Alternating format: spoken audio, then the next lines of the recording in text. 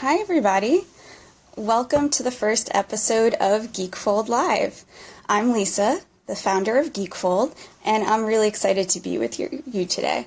In case you missed our announcement about this new show and are wondering, what did I just jump into? GeekFold Live is a new show that we're trying out here on Instagram. And we're going to have these episodes that vary in length. We're going to share updates about the company, discuss geek fashion news, offer event coverage, and also interview special guests. And so this is our first time trying something like this. Please bear with us as we figure out what works, what doesn't, and we'll figure that all out live with you.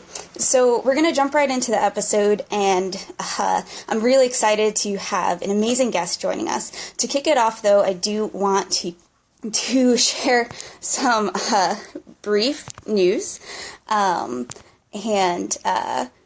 let's see if I can get our special guest on here. So the news that I'm excited to share basically is about that we are heading to PAX East this year again, which is very exciting. And we're going to be hosting another panel. So we're hosting the Careers in Gaming Fashion panel.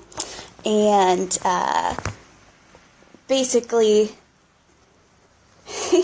so our guest is here, so we're going to be hosting this panel basically where we're going to discuss, the different ways you can get involved in the gaming fashion industry. So we have a lot of great panelists that are going to be joining us, and we're going to make that announcement about all those details on social media. So keep an eye out here on our Twitter and Facebook. And of course, if you want to get that news first, subscribe to our newsletter. But so we're going to, speaking of gaming fashion, jump right into our special guest. Our special guest is Mandie Roman of Geeky Glamorous. She is an avid gamer who also loves gaming and geek fashion. And so we're just going to wait for her to hop into our video. Hey, Mandie. Hi! Yay, this worked. I've never done this before. Yeah, I saw this. Well, thanks for hopping in here today. Yeah, thank you so much for having me. I'm so excited. Yeah, well, I love what you do. I've been a fan of yours for a while. And so I'm excited to chat about gaming and geek fashion. And of course, for those of you watching, if you have any questions as we have this conversation, please leave a comment and we'll try to get to those at the same time. But, I always love to hear from people how they first kind of combine their love for fandoms with fashion. So I'm curious for you, when did you first become interested in geek fashion? Sure. I guess it kind of started when, I was really into video games. This is years ago. I was working at GameStop, and there was very little geek fashion for women. It was like you could go maybe into a Target store and find like a hoodie in the men's department. So I just started collecting and amassing anything that had like Nintendo on it or PlayStation or any sort of characters on it, and just started from there. Started shopping in the little boys department, in the men's department, and then, gradually over the years, oh my God, we can walk into pretty much any store now and find something with, a comic book character on it, sci-fi, what have you. So, oh God, this probably started in like 2004 or 5 in there, and I've just been, collecting since. So Yeah, it is amazing how geek fashion has changed since then. There's just so many more options now. Yeah, it's really like just in the past like 2 years, it's just really exploded. And it's really nice that we can buy it at all different sorts of price points, and there's all different types of prints. I mean, for instance, like I'm wearing this hoodie from Forever 21 of all places with original Mario Kart stuff on it. Like it's been really impressive to see how far it's grown. Yeah. And so then how did Geeky Glamorous start? So I wanted more accessories, and I like designing, and I'm obviously a gamer, so I wanted to kind of combine those two fandoms together. I did have one necklace here to show everyone. So this is some of my jewelry. So I'm just doing jewelry and pins right now, but I wanted to figure out a way to just combine my fandoms and share that kind of with the world at hopefully an affordable price point for folks. And so that's how the jewelry line was born. And hopefully later this year, I'm going to be expanding into more product categories and also carrying some gaming vintage stuff. So yeah, Oh, awesome. yeah, I'm really excited about it. Yeah, yeah, I love the look of those necklaces and the design, I have to Thank say. you. They're so Thank you cute. so much. Yeah, they come in a couple different colors. And I'll be expanding into more colors down the road. Perfect. And so, gaming fashion, as we've said, has grown so much. And over the last year, it was really exciting to see her universe enter into the gaming Yes. fashion space. And you had the chance to model the Her Universe World of Warcraft line and also moderate the consumer products panel at BlizzCon where it was discussed. So how did those opportunities come about and what was that Oh my experience like? God. Oh my goodness. So I've been following Ashley and her universe basically since I discovered her very first booth at Comic-Con. This was, oh God, years ago. This was like very early days of like there wasn't anything for women out there in the geek space. And I was just so like enamored with Ashley. I was just like, oh my God, thank you. Like you're amazing. And I'm sure, you have similar feelings and other, Yep. girl and guys too in the geek fashion space just like really look up to Ashley. So from there it just I got the chance to work with her a little bit when I was actually at Loot Crate and we did a fangirl box for one of the Comic Cons, and we had Her Universe design a Women of Marvel dress. So I actually got to work with her team directly to design this dress. And from there, I just started building this relationship with Her Universe. And then they came to associate me with video games. And she's like, we're going to get into gaming one day. We're going to get, we're going to get a gaming license one day. And we definitely, want to have you be part of that. And I was like, okay, like where, when, and I just kept bugging her and reminding her about it. And then finally I got a call one day or an email that was like, we're doing World of Warcraft. And I was like, no way, really, it's happening. And so they offered me the opportunity to actually model the World of Warcraft line. And it was going to be launching as part of the BlizzCon event. And then it just, I do hosting and moderation. And so they're like, this is our first time doing a consumer products panel at BlizzCon. You'd be the perfect candidate. You just modeled the line. So it all just kind of was very serendipitous, but I will tell you, Yeah. It was years of like waiting and just like keeping up with what Her Universe was doing, what the Blizzard consumer products team was doing, and it all kind of came together. Yeah. Yeah. So then what was it like, what did you think of Her Universe entering into the gaming space? They have been such a force in geek fashion, especially for women. And so seeing them, I remember when they made the announcement and seeing their Tomb Raider line, it was like, oh, yes, I can't wait. I know, right? Like, oh God, it was so exciting seeing that Tomb Raider line. And I don't get me wrong, I love comic books, I love science fiction, anime, all that kind of stuff. But really, my like true love is gaming. So to see a brand like Her Universe that I've idolized for so long get into the gaming space I was over the moon, basically. Just so excited to finally get some, different franchises and stuff that I hadn't seen before from Her Universe.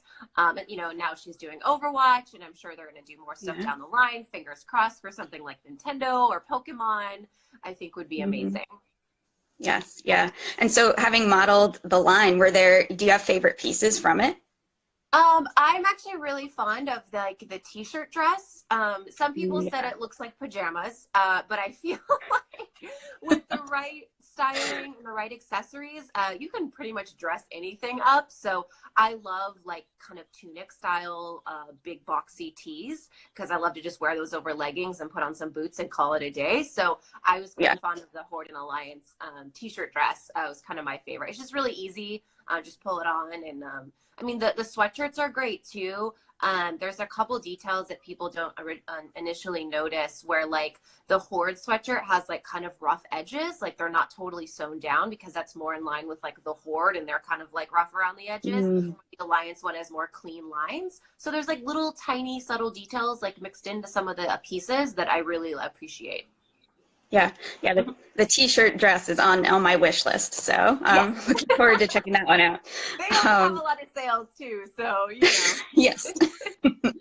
Yeah, and so looking beyond her universe, as we're entering into 2019 at the start here, where do you see gaming fashion going this year, or even where do you want it to go in the next year? It's a really good question. We've kind of done the logo slap thing, where we've just, like I said, we've just had sweatshirts and t-shirts with the Nintendo logo or what have you. But I think really kind of pushing the envelope and doing things that are more like what I call deep cuts, in terms of the fandoms. So, instead of just putting, say, the logo for something, really like understand the story and the fandom, and maybe doing like logos from an agency within the video game or within the movie and things like that. Like, we saw this with like Marvel and doing like the Shield logo instead of just like the Avengers logo or things like that, and doing things that are really more in universe. I think we can start to push the envelope a little bit more and not be so safe with designs, which I think will be really fun for the fans too, because it's always nice when you're like at a con or just out and about and you're like, is that, a such and such hat, or is that, a such and such Yep. necklace, and you're kind of like in the know and you have like this like wink, with the person across the way. Mhm. So I think so. Yeah. Okay, great. Yeah, and geek fashion as a whole, as we've seen it change, are there certain things you're excited about that you've seen just in geek fashion in general, over the last year? Or anything in particular, like collections that you would recommend people check out? Oh gosh, man, I feel like there's like been like so much. I love like all the couture, like high fashion stuff where they like, we'll look at like New York Fashion Week or, Paris Fashion Week, whatever. And then there's just like there were those Pokemon boots. I forget the designer, but they were crazy. They had like the Jigglypuff knee pad and they were like lace Oh, up. And yeah. then yeah, I can't recall the designer. It escapes me at this moment, but like just crazy stuff like that. I really love stuff that's just kind of off the walls and weird, in terms Hmm. of clothing and fashion and stuff like that. I just love when people push the envelope and they just don't care, and they're just like, we're just gonna do Yeah. these crazy boots and it's gonna be great. Or, when they just emblazon, some character just giant on something. I mean, for me, the louder and crazier the better. I know it's not everyone's taste, but Yeah. yeah. I'm trying to like think if there was like really some really notable stuff. Is there something for you that like really strikes you as like something that you're like, oh, that was so cool, or that was so interesting? Yeah, I think it was definitely her Universe Tomb Raider line. Just That was a because good that one. was just so exciting. Yeah, and I loved seeing it and getting the chance to talk to them about it. That was probably the most exciting launch. Absolutely. Yeah. I mean, I feel like, with the I mean, I'm sorry to throw this back at you now, No, talk to go you, for it. ask you questions, but I Yeah. do. I mean, I get the GeekFold email, which I love. And if you guys are watching and you don't already subscribe to their email list, like I have to plug it here. I was not paid to do that. It's really Thank great. you. I mean, do you ever like struggle to find stuff to fill? Because I feel like this day and age, like pop culture fashion is so like permeated into the mainstream. Hmm. No, there's usually too much news to include, so it's harder for me to pare down like the Oh, essential wow. fashion Okay. news every week, which is fantastic. And actually, part of what inspired me to start GeekFold in the first place was that now there is so much news to keep up with, and I've been hearing, from people for a little while of how difficult it can be to keep track, just because there isn't one place that covered everything. Like you can find it on various sites, of course, and Right. following each of the different companies on social media, but that can very quickly, just become a ton of places to try to keep track of. So yeah, it's really easy to, it's hard for me to kind of keep up and look through everything, but then paring it Right. down into the essential bits for our Friday newsletter. Yeah. Yeah, absolutely. Yeah, I'm again, it's just like such like a piece of like joy that like comes into my inbox, and I'm like, Oh, oh, what thank cool things you. are like, happening now? Because there's some stuff like there's like the big collections that get announced and like that have a lot of press around them, but there's also like some tinier stories, and maybe lesser known brands that get put in there too, and it's nice to kind of celebrate both. So Oh yeah, yeah. I love showcasing a lot of the kind of indie stuff that's going on, yeah, especially when it comes to stuff like cosmetics and jewelry. There's just so much now, but a lot of it is still kind of the indie brands that are coming up with the most right, creative stuff. So absolutely. showcasing them is so much fun. Yeah, I'm Um, I'm hoping for a gaming like makeup line, like some sort of collab. Like there's been a couple, like Nintendo and like Shiseido did something, but it was so pricey that I couldn't justify buying it. So I would love something that's like a little bit lower price point, you know, like more like an $18 lipstick and not like a $35 lipstick. Yes, yes, definitely. And looking at the comments here, if you guys have any questions, please let us know. We did have one come up from the Chic Geek NYC. She asked, how do you get into designing without licensing? Yeah, that's a really good question, and something that I'm very cognizant of with Geeky Glamorous. I never want to infringe on anyone else's IP. Just one, because it's really risky, and you could get a cease and desist letter at any moment if you decide to take that risk. So for me personally, what worked for me is I designed my own logo. And I designed something that represented my brand and me and was still recognizably gaming. So for anyone. And you know, my controller right here, it's ambiguous. Like it could be an Xbox controller, it could be a PlayStation controller, it's just gaming as a whole. So that was a graphic that I could use freely across, you know, merch and things like that. And then, you know, ideally I'd like to end up carrying licensed things and do collaborations and stuff like that. But I think just the safest bet is don't do it. Or you can do things that are like maybe a reference to the IP. Maybe there's a quote you could pull, you know, like we see a lot with like Jordan Dene, like they do a lot of great graphic tees, but it's like a quote from said book or movie or whatever it is without actually infringing on the IP. I think as soon as you get into the territory of like, I'm using the character's face, like you're in a place where it's like, oh, do you really want to do that? You know, it's better to build those relationships with the license holders and like build it from a place that's like, I didn't steal your stuff. You know, and that's easier to build a relationship on when you haven't actually infringed, because let me tell you, they do give out those cease and desist letters pretty frequently across Etsy and things like that. So yeah. And so they've commented here about how they do design full time and they've attempted licensing and it can get very expensive. It can get very very expensive. I've worked in licensing prior, and I will say that there are kind of not loopholes, but there's ways to partner with licensors and kind of do it from like a collaboration standpoint, where instead of like paying the minimum guarantees, which can be really expensive, like 5, 10,000, 25, like they can be very expensive to even just get the rights. And then you pay a royalty on top of each piece that you're producing. I don't want to get too technical here, but like there's a way where you can be like, can we just do this one collaboration, this one collection? You know, we'll pay you, say, the 25 cents per unit that we sell, or maybe it's more than that because you're working out a deal. Be like, I really love your brand. You know, I think we could do something really interesting and unique. And then, you know, just negotiate. And it never costs anything to ask, so you might as well try, type of thing. So, yeah. Yeah, and so for your products, the necklaces and the pins, had you had prior design experience, like within fashion, or were those kind of the first? I've